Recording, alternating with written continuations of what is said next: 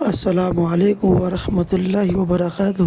ساتھ استقبال ہے آپ کا ہمارے یوٹیوب چینل دلی مرکز لائیو بیان پر۔ یہ بیان چل رہا ہے علم امیر حضرت جی مولانا سعد صاحب کا، تو آئیے ہمارا مل کر سنتے ہیں اس بیان کو، حضرت جی کیا فرماتے ہیں اپنے اس بیان کے اندر۔ تو آئیے لے چلتے ہیں آپ حضرات۔ اس لیے اللہ کے راستے میں نکلنے کے زمانے میں ہمیں اپنی نمازوں پر مشق کرنی ہے، یہ بہت اہم بات ہے، ورنہ اللہ نہ کرے ایسا نہ ہو کہ خروج ایک عادت بن جائے اور یہ عبادت کی تکمیل کا سبب نہ بنے۔ نکلنے کے زمانے میں لمبی لمبی نمازیں پڑھنے کی مشق کرو، اپنے نفس کو مجبور کرو لمبے سجدے پر، لمبے رکوع پر، لمبے قیام پر۔ جی ہاں، کیونکہ بننے کی جگہ ہے یہ۔ حدیث میں آتا ہے کہ جو رکوع سے اٹھنے کے بعد اپنی کمر کو سیدھا نہیں رکھتا، اللہ اس کی نماز کی طرف نظر اٹھا کر نہیں دیکھتے۔ لو جی، جب اللہ تعالیٰ مومن سے اس کی معراج میں اعراض کیے ہوئے ہیں، معراج میں سے رخ پھیرے ہوئے ہیں، کیونکہ نماز تو مومن کی معراج ہے، اور معراج سے بڑھ کر اللہ کے قرب کا اور کوئی موقع نہیں ہے۔ سب سے بڑا موقع اللہ کے قرب کا معراج ہے، سب سے بڑا موقع اللہ کے قرب کا معراج ہے۔ اللہ اس سے معراج میں رخ پھیرے ہوئے ہیں، تو پھر بتاؤ باقی جو سارا دین ہے، روزہ ہے، حج ہے، زکوٰۃ ہے، حلال کمانا ہے، سچ بولنا ہے، غیبت سے بچنا ہے، نظر کی حفاظت ہے، یہ جتنے بھی احکام ہیں، ان سارے احکام میں بندہ کیسے اللہ کی طرف متوجہ ہوگا، یا اللہ کیسے متوجہ ہوں گے اس کی طرف؟ جب معراج میں اللہ اسے اعراض کیے ہوئے ہیں۔ صحیح حدیث ہے، من لم يقم صلبه بين الركوع والسجود لم ينظر الله الى صلاته، جو شخص رکوع سے اٹھنے کے بعد اپنی کمر کو سیدھا نہیں رکھتا سجدے میں جانے سے پہلے۔ جی ہاں، اس موقع کے اذکار بتائے ہیں، اس موقع کے اذکار بتائے ہیں۔ بعض روایتوں میں تو سورہ فاتحہ سے بھی لمبے اذکار ہیں، سورہ فاتحہ سے لمبے اذکار ہیں قومے کے رکوع سے اٹھنے کے بعد۔ جی ہاں، قومے اور جلسے کا وجوب اور اس میں اذکار کا ثبوت ایک کتاب ہے۔ اللہ جزائے خیر علماء حق کو کہ انہوں نے نماز کی حفاظت کے لیے، نماز کی تکمیل کے لیے ان اذکار کو جمع کیا، لیکن پڑھنے کا شوق ایک عادت ہے نماز کی، ایک عادت ہے نماز۔ حالانکہ عادت کے عمل سے تربیت نہیں ہوتی، وہ تو عبادت کے عمل سے تربیت ہوتی ہے۔ حدیث میں آتا ہے میلے کپڑے کی شکل میں منہ پر دے کر ماری جاتی ہے نمازی کے، کہ یہ تو نے نماز پڑھی ہے۔ دکان تقاضا کر رہی ہے، ادھر ملازم تقاضا کر رہا ہے، ملازمت تقاضا کر رہی ہے، میں کیسے نماز پڑھوں؟ جب تک نماز سے مسائل کا حل کا یقین نہیں پیدا ہوگا، نماز قائم نہیں ہوگی، کیونکہ ہر چیز یقین سے قائم ہوتی ہے۔ دکان ہے، کارخانہ ہے، صدارت ہے، وزارت ہے، یہ ساری شکلیں یقین سے قائم ہیں۔ جب تک نماز پر یقین نہیں آئے گا، نماز قائم نہیں ہوگی۔ نماز کے بگڑنے کی وجہ یہی ہے کہ نماز سے باہر کی شکلیں یقینی ہیں۔ انسان کی فطرت ہے کہ یقینی چیز کے لیے غیر یقینی چیز کو چھوڑ دے گا۔ جی ہاں، کہ جلدی کرو مجھے دکان پر جانا ہے۔ امام کی مسنون نماز سے بھی اس کو اختلاف ہو جائے گا۔ جی ہاں، کہ نماز ہلکی پڑھاؤ، ہم تاجر ہیں، مسنون قرات بھی امام چھوڑ دے گا لوگوں کی ضروریات اور مشغولی کی وجہ سے، اور کہیں گے کہ بھئی نماز ہلکی پڑھاؤ، ہلکی کہ حدیث میں آتا ہے کہ نماز ہلکی پڑھاؤ کیونکہ تمہارے پیچھے تاجر بھی ہیں، کو مشغول لوگ بھی ہیں، اور کمزور بھی ہیں، بیمار بھی ہیں۔ حالانکہ یہ معلوم ہونا چاہیے کہ یہ حکم کب دیا تھا۔ معاذ بن جبل رضی اللہ تعالیٰ عنہ نے عشاء کی نماز میں سورہ بقر پوری پڑھی تھی، 2.5 سپارے کی سورت، 1.25 سپارہ ایک سورت میں، ایک رکعت میں، 1.25 سپارہ ایک رکعت میں، 2.5 سپارہ پڑھا، تراویح میں نہیں، عشاء کی نماز میں جو روزانہ پڑھی جاتی ہے۔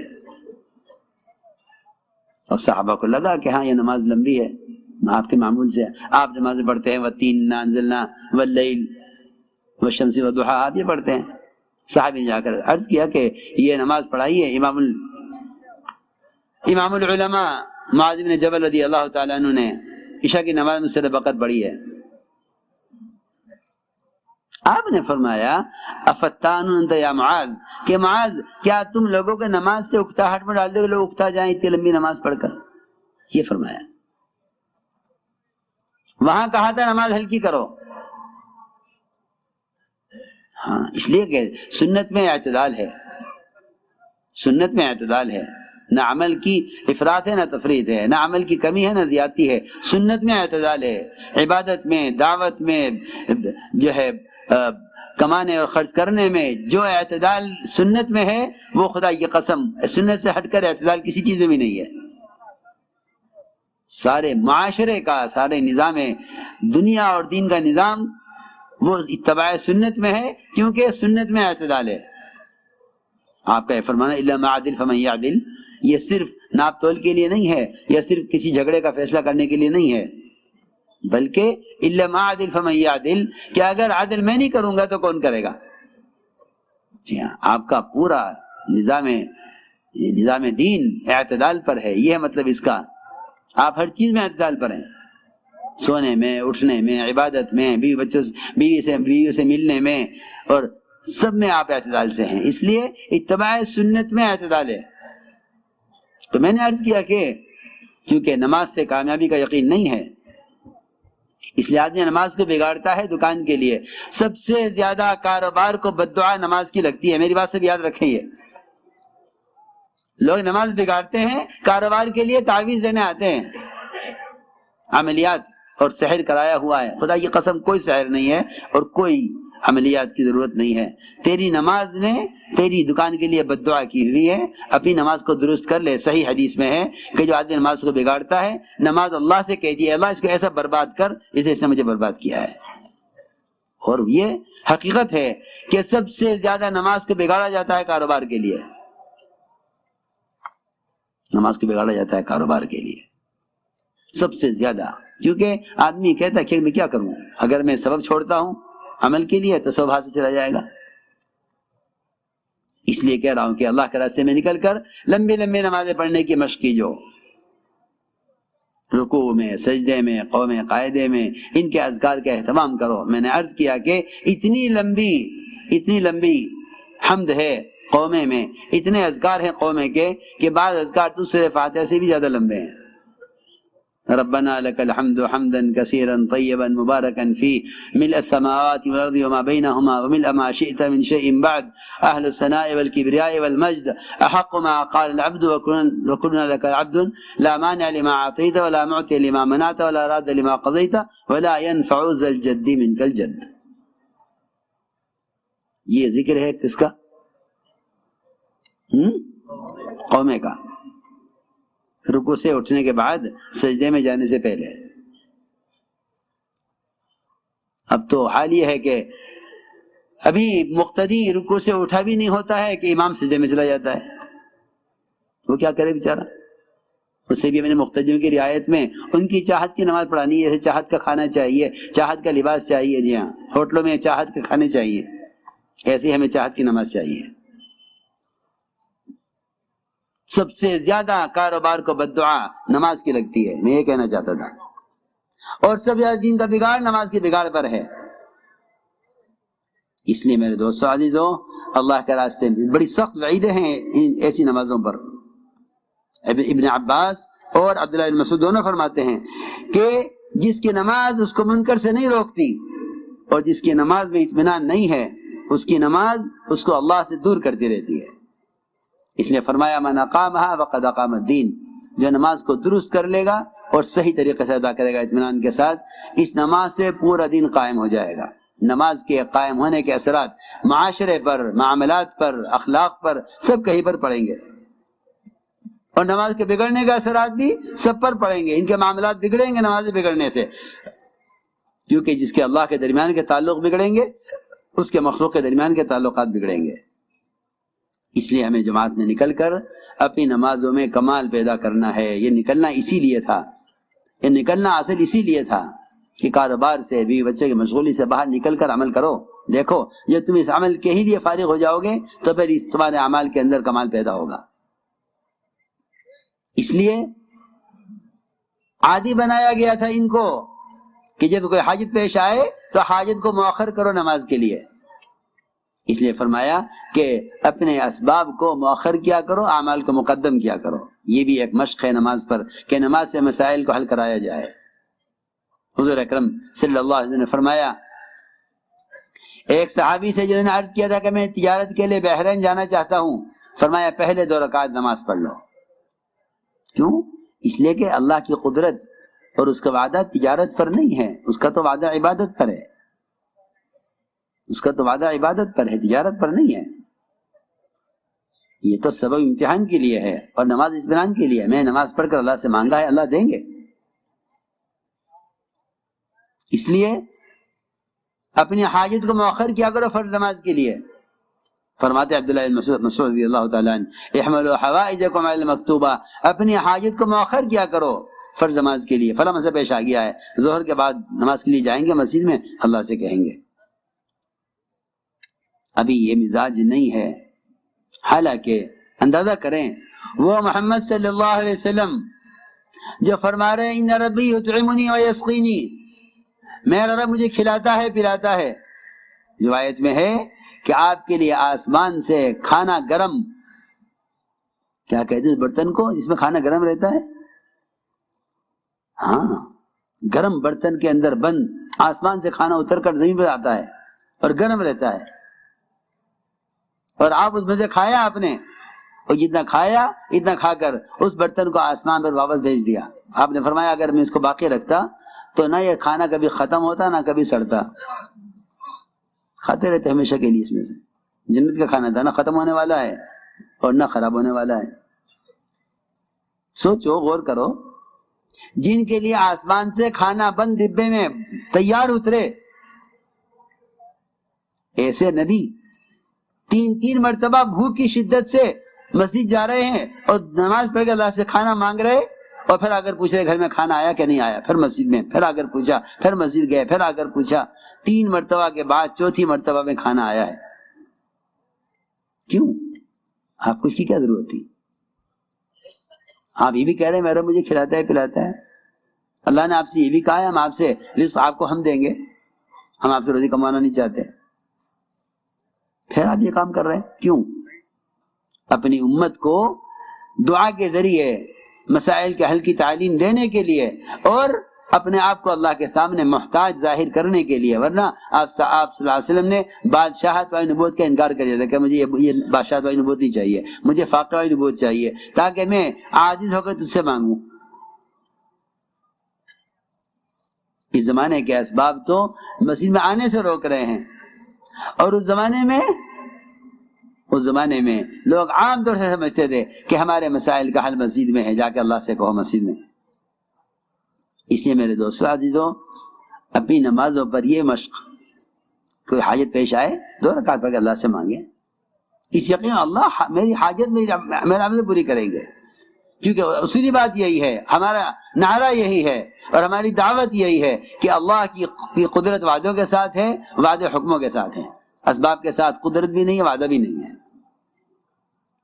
اس یقین پر خود بھی آؤ، دوسروں کو بھی اس یقین پر لاؤ۔ اس کے لیے تعلیم کے حلقے ہیں، اس کے لیے تعلیم کے حلقے ہیں۔ تعلیم کے حلقوں کا میں نے راج عرض کیا تھا کہ تعلیم ایمان اور وعدوں کے یقین کی تجدید کے لیے ہے اور اسباب کی تردید کے لیے ہے، کہ ہم اسباب سے نہیں پلتے، اسباب کی تردید کے لیے تعلیم ہے۔ اس لیے اسباب کی دنیا میں جانے سے پہلے تعلیم اور اسباب کی دنیا سے واپس آنے کے بعد بھی تعلیم، کہ تمہارے سبب میں جانے اور سبب سے واپس آنے کے لیے دونوں وقت تعلیم ہونی چاہیے، صبح اور شام۔ صبح شام کی تعلیم اس لیے ہے کہ اسباب کی تردید کر کے جاؤ اسباب میں، اور اسباب سے نکل کر آؤ واپس تو پھر اسباب کی تردید کرو۔ اسباب کا انکار، تعلیم کا مقصد اسباب کا انکار ہے، اسباب کی تردید ہے، اسباب سے نہیں پلتے۔ اس تعلیم کی صبح شام ہر پرانے تک کو ضرورت ہے، تاکہ ایسا نہ ہو کہ ان وعدوں کی جگہ اسباب کا یقین لے لے، پھر یہ اسباب ان سے فرائض کو ضائع کروائیں۔ اسباب کی تردید کے لیے تعلیم ہے، اور وعدوں کے یقین کو تازہ کرنے کے لیے تعلیم کے حلقے ہیں۔ اصل کام یہ تھا، میں نے رات بھی عرض کیا تھا تفصیل سے، کہ علی رضی اللہ تعالیٰ نے گھر میں داخل ہو کر جو سب سے پہلا کام کیا ہے وہ یہ کیا کہ یہ جو کچھ اللہ نے دیا ہے یا اپنے نبی کی زبان پر جو وعدہ تھا اس وعدے کو پورا کیا۔ یہ تعلیم ہے، اپنی کمائی کی شکل نہیں بتائی آ کر، بلکہ اللہ کے وعدے کا پورا ہونا بتایا کہ میں اپنی کمائی کی شکل کا اور کوشش کا انکار کرتا ہوں، صرف اللہ کا وعدہ ہے جو اللہ نے میرے لیے پورا کیا ہے۔ اس لیے میرے دوستو عزیزو، تعلیم کتنی دیر ہو، یہ سوال بہت سے لوگوں کے ذہنوں میں، گھروں کی تعلیم بھی، مسجد کی تعلیم بھی۔ بڑے سعید میاں بھوپالی رحمۃ اللہ علیہ، انہوں نے پوچھا تھا مولوی صاحب سے کہ تعلیم کتنی دیر ہونی چاہیے؟ حضرت نے فرمایا کہ تعلیم 1.5 گھنٹہ تو ہونی چاہیے کم سے کم۔ کتنی؟ 1.5 گھنٹہ ہے۔ جن اسباب کی تردید کے لیے تعلیم ہے، ان اسباب میں تو بیٹھے ہیں 15 گھنٹے۔ سوچو، جن اسباب کی تردید کے لیے تعلیم ہے، ان اسباب میں تو رہے 15 گھنٹے دکان پر، اور تعلیم میں بیٹھے 5 منٹ 3 منٹ، بہت زیادہ ہوا تو 10 منٹ نہیں۔ فرمایا کہ کم سے کم 1.5 گھنٹہ تعلیم ہو۔ سعید میاں نے عرض کیا کہ حضرت میں جماعت میں ایک نہیں پوچھ رہا، میں تو مقام کی پوچھ رہا ہوں۔ حضرت فرمایا میں مقام کی نہیں کہا کہ میں تو مقام کی نہیں، میں جماعت میں نہیں پوچھ رہا ہوں، مقام کی پوچھ رہا ہوں۔ حضرت فرمایا میں مقام کی بتا رہا ہوں، جماعت میں نکل کے تو 3 گھنٹے تعلیم ہوگی، میں مقام کی بتا رہا ہوں کہ مقام پر رہتے ہوئے گھر میں اور مسجد میں کم سے کم 1.5 گھنٹہ تعلیم ہو۔ اب ساتھی یہ کہتے ہیں کہ جی وہ لوگ جانا چاہتے ہیں مصلی، کسی کو کوئی حاجت ہے، کسی کی کوئی ضرورت ہے، کسی کو کوئی تقاضا ہے، تو میں کہا کرتا ہوں کہ جس کو جانا ہے جائے۔ مسجد کا عمل جانے والوں کے تابع نہیں ہے۔ مسجد کا عمل تو مسجد کا عمل ہے، مسجد کا عمل تو مسجد کا عمل ہے، جیسے نماز مسجد کا عمل ہے، تعلیم مسجد کا عمل ہے۔ مسجد کی جماعت کے ذمے ہے، مسجد کے امام کے ذمے ہے کہ وہ اپنی تعلیم پوری کرے۔ جو بیٹھنا چاہے گا جتنی دیر بیٹھے گا، باقی جانے والے چلے جائیں گے۔ اور یہی مسجد نبوی کا معمول تھا کہ تعلیم ہو رہی تھی، 3 آدمی مسجد میں داخل ہوئے، ایک تعلیم میں جڑ کر بیٹھا، ایک شرما کر پیچھے رہا، ایک اعراض کر کے چلا گیا۔ آج بھی ایسا ہی ہے کہ بعض تعلیم میں جڑ کر بیٹھتے ہیں۔ محلے میں بہت سے لوگ ایسے ہیں جو متقاعدین کو کیا کہتے ہیں، ریٹائرڈ لوگ ہیں، فارغ ہیں، کوئی کام نہیں ہے، گھر میں پڑے رہتے ہیں بیکار۔ اچھا ہے مسجد میں رہیں، مسجد کے کھونٹے بنے، ایسے لوگوں کو مسجد میں رکھو، آنے والوں کو کلمہ سکھلا دیں، دعوت دیں، عالم ہے مسائل بتلائیں، قاری ہے قرآن پڑھائے۔ بے شمار لوگ ہیں، ان کا فارغ وقت مسجد میں گھر میں گزرتا ہے، بیکار پڑے ریٹائرڈ ہو گئے ہیں، کوئی کام نہیں ہے۔ یہ تو 24 گھنٹے مسجد میں رہ سکتے ہیں، 24 گھنٹے اپنی ضرورت کے لیے ذرا سا مسجد میں، گھر چلے جائیں پھر مسجد میں آ جائیں، یہ تو 24 گھنٹے مسجد کو آباد کر سکتے ہیں۔ 24 گھنٹے مسجد آباد رہ سکتی ہیں، ایسے لوگ ہیں ہر محلے میں جو ریٹائرڈ ہیں، متقاعد ہیں، انہیں کوئی کام نہیں ہے، فارغ ہیں ملازمت سے، تجارت سے، مسجد میں آ کے پڑھ جاویں، مسجد کے کھونٹے بن جاویں۔ تو میں نے عرض کیا کہ تعلیم کم سے کم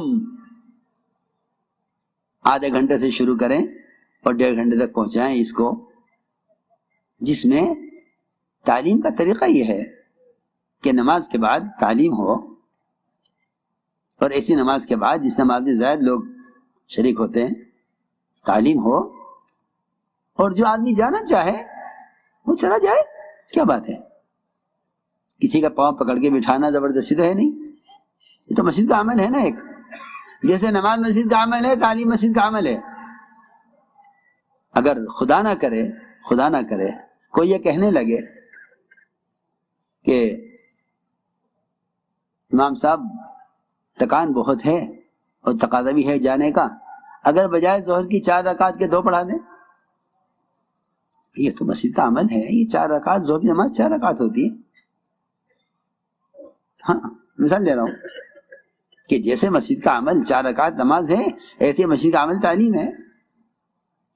تعلیم کا عمل تو پورا ہو۔ اگر ہم نے مسجد کی تعلیم کو مصلیوں کی رغبت اور ان کی چاہت کے اعتبار سے کیا تو تعلیم ختم ہو جائے گی، 2 منٹ میں 2 حدیثیں پڑھ لینے کو لوگ کہیں گے بھئی یہ کر لو تاکہ یہ بات ثابت ہو جائے کہ ہماری مسجد میں تعلیم ہوتی ہے. نہیں، اس لیے نہیں ہے تعلیم. تعلیم تو میں شروع سے کہہ رہا ہوں کہ تعلیم تو اسباب کی تردید اور ایمان کی تجدید کے لیے ہے. وعدے سنو بار بار. بہت دیر کے بعد جا کر دل متوجہ ہوگا اس یقین کی طرف، جب ایک وقت گزرے گا فرشتوں کے پروں میں ان یقین اور اللہ کے وعدوں کا یقین رکھنے والی مخلوق اور اللہ کی اطاعت کرنے والی مخلوق فرشتے ایک وقت تک ان کے پروں میں رہنے کے بعد تب کہیں جا کے دل متوجہ ہوگا اس تعلیم میں اللہ کے وعدوں کا یقین کی طرف. ورنہ لوگ 2 حدیث سننے کو تعلیم سمجھتے ہیں. تو وعدوں کے یقین کا وہ تو میں تو آپ سے کیا بتاؤں، وہ تو ایمان کا حلقہ ہی تعلیم کا حلقہ تھا. اصل اللہ کے وعدوں کے یقین پر صحابہ کو تیار کرنا یہی تعلیم کا حلقہ تھا. بس یہاں کتاب پڑھی جاتی ہے، وہاں زبانی آپ صحابہ کے سامنے بیان فرماتے تھے. اس لیے تعلیم مسجد کا عمل ہے. مسجد کا امام، مسجد کا کہ کام کرنے والا ساتھی جو بھی تعلیم کرائے وہ تعلیم کرائے. جو بیٹھے ہیں وہ بیٹھے ہیں، مسجد کی جماعت پوری شرکت کرے تعلیم میں. جب تعلیم مقامی کے بتا رہا ہوں، جب تعلیم پوری ہو جائے تو اب مشورہ کر لیں کہ بھئی کون ساتھی مسجد میں رہے گا اور کن کی جماعتیں بنا کر محلے میں ملاقاتوں کے لیے بھیجیں. یہ 2.5 گھنٹے کی محنت ہے.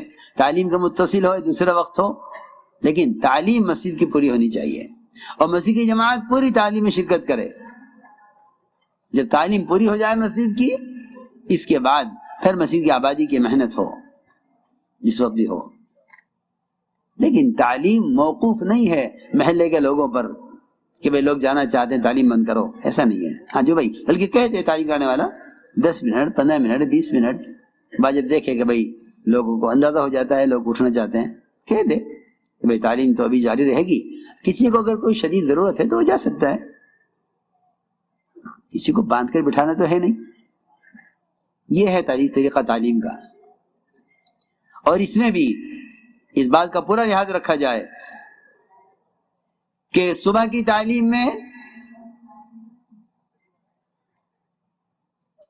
نکلنے والی جماعتیں صبح کی تعلیم میں منتخب احادیث ہی پڑھیں. اور جتنے بھی مراکز ہیں ساری دنیا میں، ان تمام مراکز میں جماعتوں کی روانگی سے پہلے منتخب احادیث ہی پڑھی جائے. جیسا اس وقت بھی ان جماعتوں کی روانگی سے پہلے اس وقت بھی 1 گھنٹہ تعلیم منتخب حدیث سے کی گئی، اسی لیے تاکہ اللہ کے راستے میں نکلنے سے پہلے اللہ کے راستے میں نکلنے کے فضائل، آداب، لا یعنی سے بچنے کے فائدے اور لا یعنی باتوں کے نقصانات، یہ ساری اللہ کے راستے میں پیدل چلنے کے فضائل، خدمت کے فضائل، یہ سارے فضائل ہر مرکز میں، ہر اجتماع میں جماعتوں کی روانگی سے پہلے منتخب احادیث سے تعلیم کر کے مجمع کو اس کے لیے تیار کیا جائے کہ اللہ کا راستہ کیا ہے اور اس میں نکلنے کے آداب اور طریقے کیا ہیں، اس کے فضائل کیا ہیں. چنانچہ ہمیں چاہیے کہ ایک دن اپنے مقام پر فضائل اعمال مع فضائل صدقات، ایک دن منتخب احادیث، ان دونوں کتابوں سے تعلیم کا برابر اہتمام کیا جائے. جو جماعتیں اللہ کے راستے میں نکل رہی ہیں وہ جماعتیں صبح میں 3 عمل کریں گے. پہلا عمل قرآن کو صحیح کرنے کا حلقہ جو انتہائی ضروری ہے، اور دوسرا عمل اس کے بعد صبح کی تعلیم میں منتخب احادیث سے تعلیم ہو، اس کے بعد سیاسی بات کا مذاکرہ. یہ صبح کی تعلیم میں. ظہر کے بعد کی تعلیم میں فضائل اعمال مع فضائل صدقات اہتمام سے پڑھی جائیں، اور ان کے ساتھ ساتھ باقی اوقات میں ظہر سے عصر کے درمیان وقت کشادہ ہوتا ہے. ظہر آدھے وقت تعلیم ہو اور آدھے وقت میں آپس میں سیکھنا سکھلانا ہو، جس میں نئے ساتھیوں کی سبحانک اللہم درست کرائی جائے، ثنا سکھلائی جائے، تحیات یاد کرائی جائے، درود شریف سکھلایا جائے، نماز کے موٹے موٹے مسائل بتائے جائیں، وضو کا طریقہ بتایا جائے، یہ مسنون دعائیں یاد کرائی جائیں.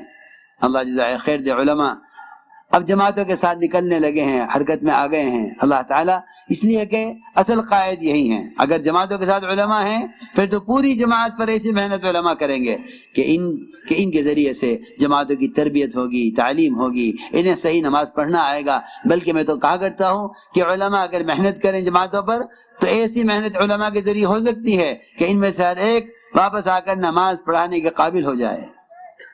ایسی مسجدوں میں امام کا نکلنا آسان ہو جائے گا جن مسجدوں میں 1 سے زیادہ 10 سے زیادہ افراد نماز پڑھانے کی استعداد رکھتے ہوں گے۔ اس طرح ہمیں چاہیے کہ ظہر کے بعد کے وقت میں یہ دونوں اعمال، تعلیم کا اور سیکھنے سکھانے کا عمل، ظہر کے بعد اطمینان ساتھیوں کا حلقہ لگا کر بیٹھو، نمازیں سنو۔ دیکھو سننے سے معلوم ہوتا ہے کہ اس کے عمل میں کیا غلطی ہے، صرف بتانا کافی نہیں ہے۔ تعلیم کا یہ طریقہ ہی نہیں ہے کہ آپ بتا کر فارغ ہو جائیں، یہ تعلیم کا طریقہ ہی نہیں ہے۔ تعلیم کا طریقہ یہ ہے کہ جو ان کو سکھلایا ہے وہ ان سے سنو، ایک وقت میں سکھلایا جائے، ایک وقت میں سنا جائے، ایک وقت سکھلایا جائے، ایک وقت سنا جائے کہ کیا سیکھا ہے، اور قرآن کی آیتیں انہیں پڑھا کر 2 کی جوڑی بنا دی جائیں۔ یہ طریقہ سنت طریقہ ہے جو میں عرض کر رہا ہوں، صحابہ کی، حضور صلی اللہ علیہ وسلم کی سیرت میں ملتا ہے کہ 2 کی جوڑیاں بنا دی جاتی تھی، آپس میں مذاکرے کریں قرآن کی آیتوں کے بھی، اور آپس میں مذاکرے کریں مسائل کے بھی، آپس میں مذاکرے کریں دعاؤں کے بھی۔ اس طرح سے ہمیں چاہیے کہ ظہر کے بعد جماعت کے سب ساتھیوں کو حلقہ لگا کر بٹھائیں اور ان کو دعائے قنوت بھی یاد کرائیں، تحیات بھی یاد کرائیں۔ یہ ظہر کے بعد کا وقت سیکھنے سکھلانے کا، تعلیم اور تعلم کا ہے۔ اس طرح ہمیں چاہیے کہ ان فضائل کی تعلیم کے ذریعے اپنے دل میں اللہ کا یقین پیدا کریں۔ اور تعلیم کا طریقہ جو ہے اصل کہ ایک حدیث کو 3 بار پڑھا جائے۔ عربی عبارت علماء پڑھیں، عربی عبارت علماء پڑھیں، غیر عالم عربی عبارت نہ پڑھیں۔ علماء ہیں تو عربی عبارت ضرور پڑھیں 1 مرتبہ، اور 3 مرتبہ حدیث کا ترجمہ پڑھا جائے تاکہ اچھی طرح بات سمجھ میں آ جائے۔ یہی سنت طریقہ بھی ہے۔ تعلیم میں جلدی کرنا، یہ کتاب ختم کرنا مقصود نہیں ہوتا، بلکہ کسی بات پر مجمع کو لانا اور سمجھانا اصل مقصود ہے۔ اس لیے تعلیم میں یہ سنت طریقہ ہے کہ ایک بات کو بار بار پڑھا جائے تاکہ بات اچھی طرح سمجھ میں آ جائے، یہی سنت طریقہ ہے تعلیم کا۔ تعلیم کے ساتھ تعلیمی گشت، یہ بہت اہم کام ہے اور سنت ہے، یہ صحابہ کرام کا معمول ہے، صحابہ کا معمول ہے یہ۔ تعلیم کے ساتھ تعلیمی گشت۔ امام المحدثین ابو رضی اللہ تعالیٰ عنہ مسجد میں تعلیم ہو رہی تھی اور وہ بازار سے، کھلے بازار سے لوگوں کو تعلیم کے حلقے میں بھیج رہے تھے۔ اس طرح ہمیں چاہیے کہ 2 ساتھی جوڑی بنا کر جائیں مسجد سے باہر۔ جو لوگ بازاروں میں، ہوٹلوں میں اور گناہوں کے اڈوں پر بیٹھے ہوئے ہیں انہیں جا کر پیار محبت سے سمجھا کر انہیں مسجد میں آنے کے لیے آمادہ کریں، تھوڑی میں ہاتھ دیں، خوشامد کریں، اور واقعی ایسی خوشامد کرو کہ اللہ کو رحم آ جائے، اور ایسی خوشامد کرو کہ لوگوں کو تمہاری خوشامد سے شرم آ جائے۔ آرڈر دینا یا خبر دے دینا کافی نہیں ہے، ہمارے دل میں غم ہو ایک امت کا۔ دیکھو یہ گشت اپنے غم کو ظاہر کرنے کا گشت ہے، یہ ملاقاتیں کوئی رسم نہیں ہے۔ اندر ایک بے چینی ہو، اندر ایک غم ہو۔ میں تم سے کیسے سمجھاؤں کہ ڈوبتے آدمی کو بچانے والی کا جو غم اور فکر اندر ہے، وہ یہ نہیں دیکھے گا کہ ڈوبنے والا کون ہے، میری کیا رشتہ داری ہے۔ نہیں، انسان میں اگر واقعی انسانیت ہے اور اگر واقعی امت کے لیے محمد صلی اللہ علیہ وسلم والا غم تقسیم ہونے میں تمہیں ایک ذرہ بھی اس کا ملا ہے تو تم اس بات کو برداشت نہیں کرو گے کہ اس کو اس حال میں چھوڑ دیا جائے۔ ہم گشت کسی غم کی بنیاد پر کریں، ہم ملاقاتیں کسی فکر کی بنیاد پر کریں۔ تبلیغ میں گشت کوئی رسم نہیں ہے کہ آؤ یہ چکر لگا لیتے ہیں، آؤ یہاں کو ہو کر آ جاتے ہیں، نہیں۔ وہ تو لوگوں کو، گشت کا موضوع ہے لوگوں کو فرشتوں کے پروں میں سمیٹنا۔ لوگوں کو کہاں سمیٹنا؟ میں کچھ کہہ رہا ہوں،